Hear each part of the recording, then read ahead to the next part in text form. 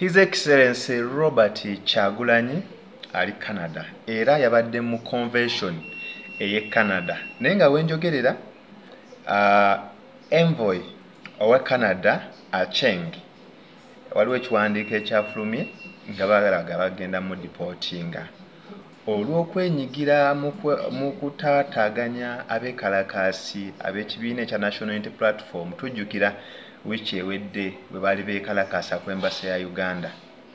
Kale nno ali Canada Robert Kyagulanyi saako ne banne ab'ekibiina ekya National Unity Platform era nga mu speech yeeno gye ngenda okuwa yabadde agamba nti nno mukozese kyonna kye mulina social media oba buli mukutu gwonna okulaba nga mu exposinga bano abantu ba gavumenti abakola ebikolobero.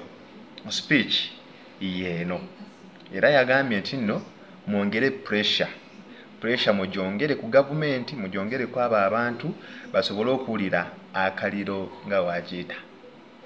Tuwerabira ku likinga, subscribinga ate era osharinge ku Essential Media Uganda. Yenze Mr. Essential Worker ate era yenze amata agatafa. Our elders, the senior leaders, I salute you, Pastor Jumba, man of God. You remind me of Dr. Martin Luther King, Reverend. You remind me of Bishop Desmond Tutu. You remind me of Archbishop Jana Nduomo. You remind me of the men in the Bible that stood and told of power. Thank you for living reality, for living justice in our days. Our leaders here, Comrade Nakato, Comrade Doreen, the chapter leader, Mulangira, the chapter leaders of Ottawa and Edmonton. All of you members, comrade leaders, the delegation from Uganda, our able and vibrant leader of our parliamentary team and spokesperson of our party, Comrade Joel Senyonyi, in whom we take so much pride. Our able Secretary General, Comrade David Lewis Rubongoya, Senior Counsel, our official Commissioner of Parliament, the Zoganyest, Comrade Francis Zake, our former diaspora leader and now key presidential advisor, Comrade Herman Ainebiona, our Minister for Sports in the New Uganda, Comrade Kaimba Solo, our chairperson of PG District, the youngest in the country and most vibrant, the beautiful wives of our leader of opposition and our commissioner, Comrade Kaliowa, and your beautiful wife by your side. Ladies and gentlemen, God is good and all the time. DJ Victor. I bring you greetings from your beautiful First Lady.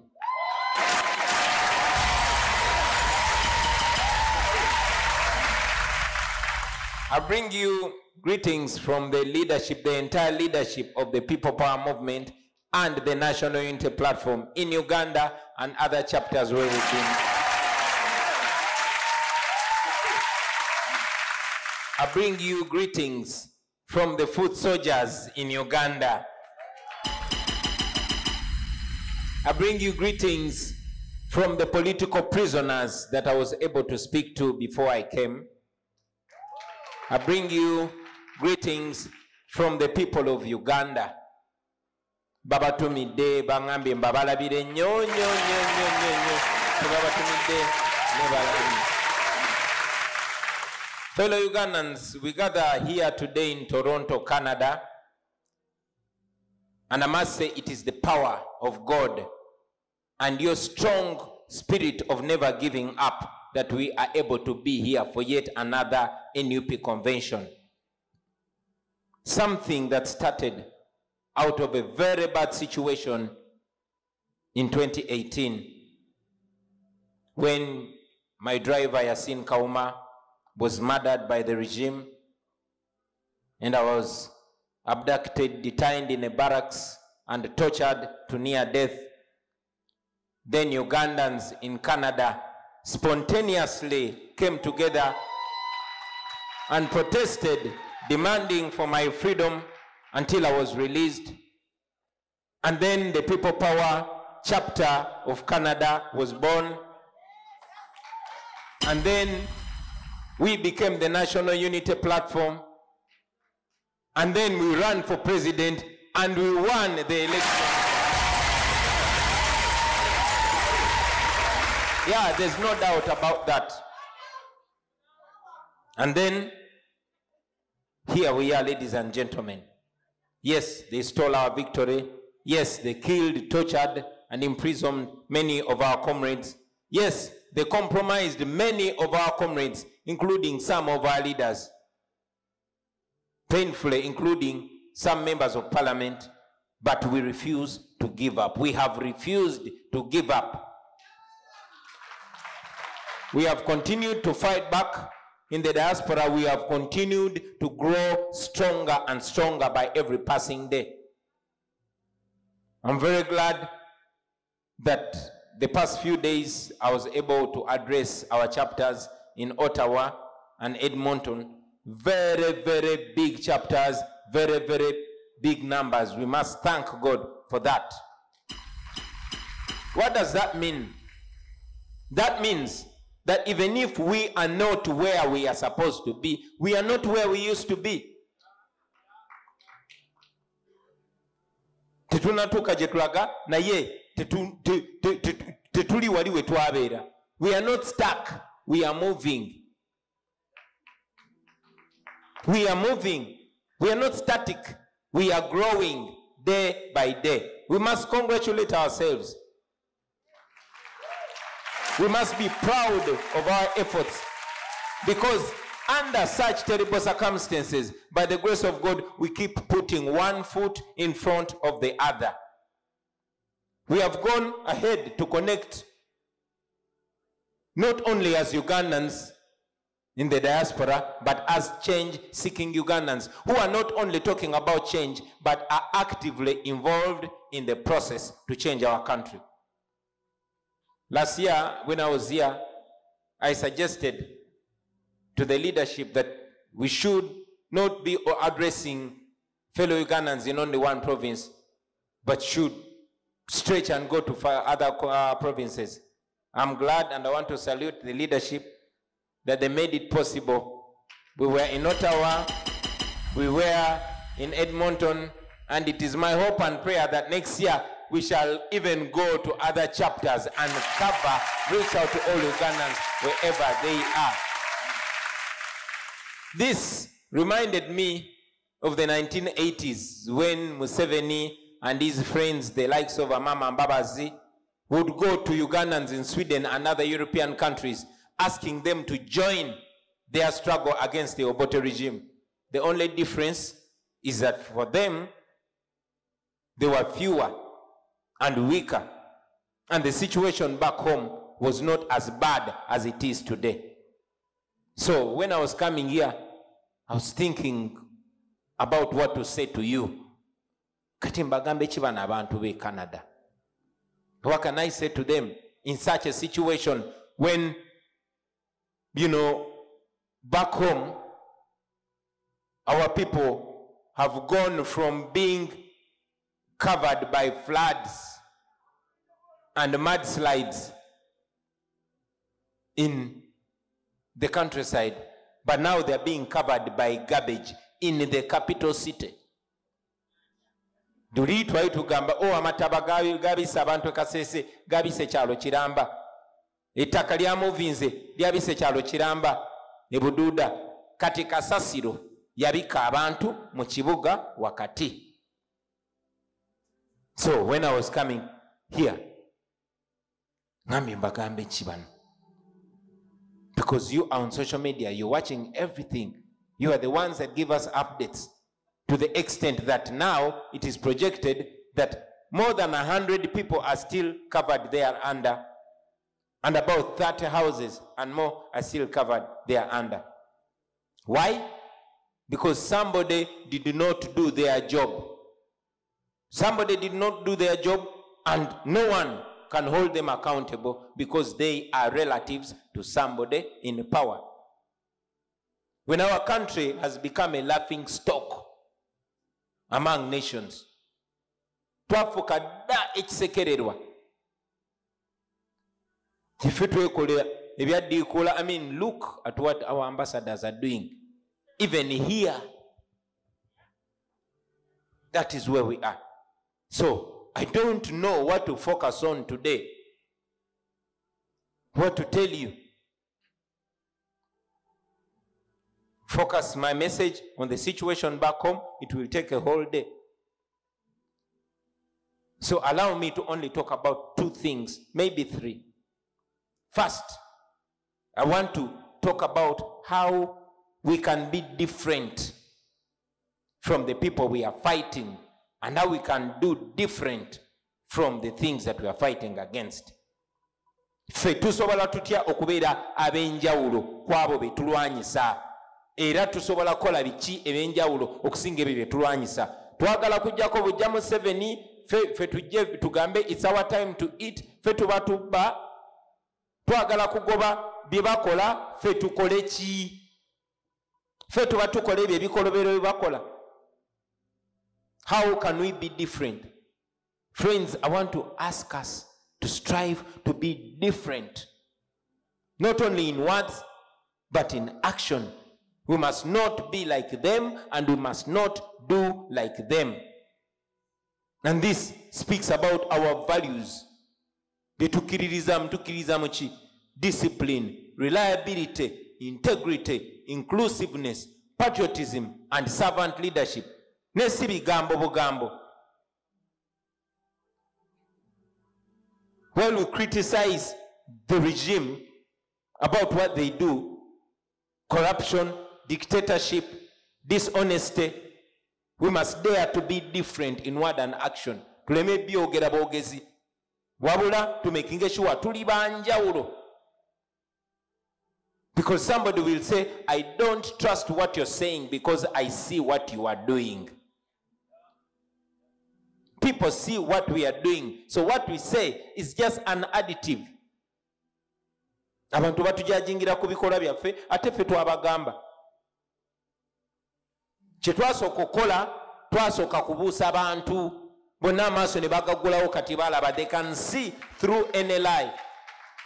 So we can best communicate by our actions. Kye tutabaze mu bikolwa tekiriiwo. We must not just say it, we must act it. We must understand why we are in this struggle. And we must understand the word change. Change, okukyusa, oba enkyukakyuka, okukyusa ki? Okugyawo ekibi, oseewo ekibi, oba okugyawo ekibi, oseewo ekirungi. But it's only our actions that are going to confirm what we are talking about. We cannot give what we don't have. No. I can tell you, my brothers and sisters, that we must not wait to get in government so that we do what is right. No. If we say discipline, it must be discipline now. Reliability now. Inclusiveness now. Integrity now. Patriotism now. Servant leadership now.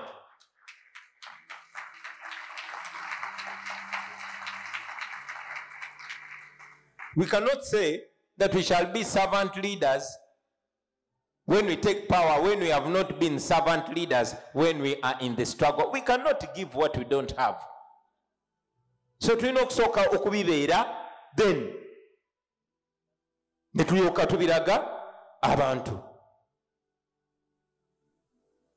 The way we behave today, how we behave now, that is how people expect us to behave when we get power. So comrades, behave.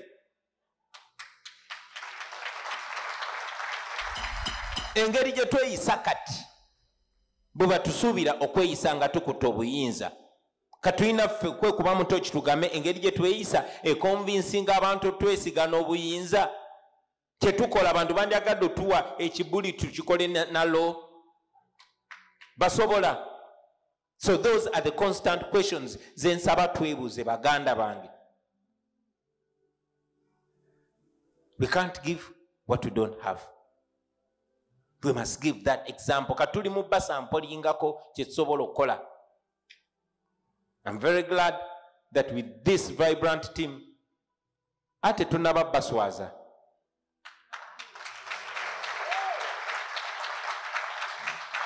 Tetutukiridde, we are still work in progress. And that's why we always tell you, please hold us to account. Temusirika fe tuli bakozi bammwe. Manyi ba politician bangi tebagambye ogereko naye mwe abantu mwe ba bossi abakulembeze bakozi bammwe. So don't shy away from holding them accountable. Mugambe gundi bye twakutuma nange kenyini fena. You must hold us by those standards. Nachemalira omu bambuuza, why did you become a dictator? Nagamba, nobody stopped me.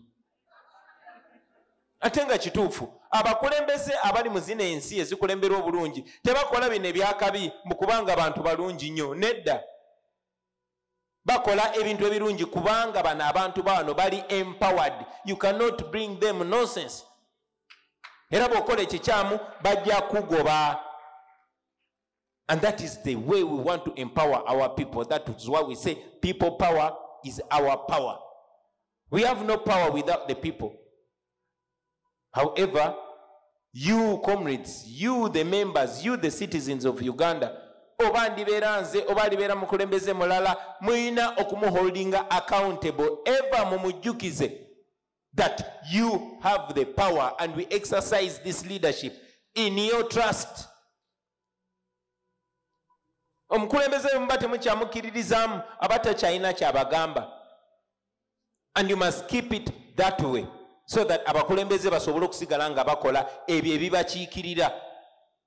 Because anybody can get compromised and anybody can get corrupted. Number 2, and this is very, very important, how to maximize the role of the diaspora in the struggle for freedom in Uganda. Banange diaspora ebeera y'amaanyi nnyo tetandise kati. Nelson Mandela ne banne, when they were fighting against the oppressive apartheid regime, they depended on their diaspora. Abali Uganda, abali Zambia, abali Zimbabwe, abali Nigeria. That is where the force came from. And it is that diaspora force that forced the apartheid regime to come to its knees. So don't undermine the force and influence and the power that you have, you that are in the diaspora. It is very, very important, friends. I want to ask you to focus on 3 things, maybe 4. Number 1 is uniting Ugandans, all change-seeking Ugandans, to work together so that we can win together. Twesange biseera ebimu g'ono ali eri n'oli ali eri, ffenna ekitunyiga kye kimu. We must find ways of working together. Martin Luther King yagamba, we must win together as brothers or lose together as fools. Ekituluma kyonna ffenna kye kimu. So let's find ways of connecting, of uniting, and please recruit others. Naddala abo abakyali ku fence. Saagala biyingiramu nnyo. Educate them about what we are about. Bamanye nti tetuli ku kinyumu, tetuli mu kuwala muntu yenna, wabula twagala bwagazi nsi yaffe.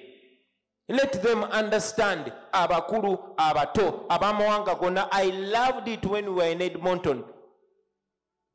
Twabadde ne leadership team, mulimu ab'e Kapuchorwa, mulimu ab'e Sebeyi, mulimu ab'Arua, mulimu ab'e Kasese, mulimu ab'e Mbarara. Ngamba, now this is Uganda.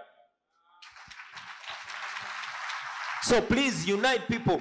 Wano enembeera gye mulimu eba identifying tribe yammwe ebere Ugandan, religion yammwe ebere Ugandan. Okubeera muna Uganda kibagatte. Everything else is secondary. So please unite as many Ugandans as possible. Number 2, create more chapters here in Canada and all over the world. Mubagazise struggle bannaffe. Show them the honor that is there in standing for what is right and the shame in supporting what is wrong. Ne mukikole mu ngeri ennungi, mubakwane, so kwana kuli okwa kayemba. Okola omukwano, kozi byonna bye bimu. I like to tease my comrade Kayemba kuba yetanyiigira nnyo. Comrades, one other thing kyenjagala obbasaba, newankubadde already mulabikanga abakikoze edda, is to turn the entire Ugandan community into activists. Activists for change, activists for better. Tekiri mu buswavu bonna okulwanirira amazima, tekiri mu buswavu bonna. So encourage them to get involved, the entire community. Encourage them in the civil rights struggles in America and in the anti-apartheid struggles in South Africa led by Nelson Mandela. Black people turned their entire communities into bases for preaching change and struggling for freedom. That is how bishops like Desmond Tutu stood up. Nagama, no, I'm not going to be neutral. If you are neutral in a situation of injustice, you are on the side of the oppressor. Omusajja nga Museveni, omusajja w'emyaka 8 bw'asindika agatemu ne garepinga obaana bw'abandi obulenzi, gwe n'osirika nti nze ndi munnaddiini, obeera ku ludda lw'oyanyigiriza. Tosobola gamba nti nze ndi businessman tebinkwatako, it will come to you.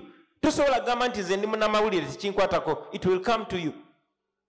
So encourage all people to get involved because this cause is noble, comrades. Let us all be activists in a moral way. Secondly, thirdly, over fourthly, under the same point of your role, there's the issue of lobbying. Lobbying, Uncle Bin. Lobbying, okategedde. Lobbying, okuloba.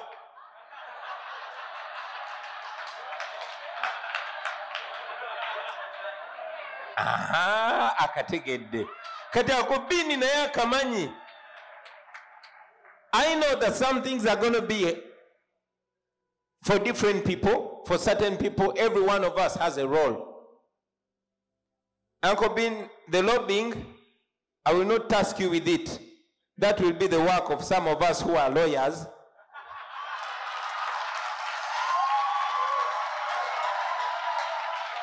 And some other leaders. But I must say, comrades, while we go to those offices and speak a lot of English, while they are reading our emails, while we are calling them on phone, you also need to make your presence felt. Namwe mbeerewo nga tuwogera nabo ku masimu nga tuli munda mu office abwe tubagamba mulekerawo okuwagira ekikyamu, njagala namwe babalabe ebweru nga mutaddewo omubiri nga muli nga baga, yes, njagala okubajjukiza nti edda nga baddugavu balwanira freedom yaabwe nga baagala okulekerawo okubeera ba slaves. Aboogezi b'enzungu abaloya abatono be baali bafunye abaddugavu nga bali eri boogera bulungi nnyo, abaddugavu baalinga ku street nga bali mu kwekalakaasa, so that wabeerawo pressure. So there must be pressure, comrades. Mutekewo pressure as much as possible. Temuzikizanga. The demonstrations work. Please demonstrate and demonstrate and demonstrate. Protest and protest and protest. The protesting, the picketing, the demonstrations, they work. abadde atanaba kubeera sure nti okwekalakasa kwammwe kukola emyezi emitono egiyise ndowooza mulabyeko baganda bange ne mulabyeko enjawulo gye mutaddewo to the extent nti kati nabo bakozesa sente zammwe okupangisa abagwira bajje beekalakase ku lwa Uganda. Gwe abadde abuusabuusa okwekalakasa kwammwe abali mu diaspora tekukola genda ogamba ni Tamongo twegweko e New York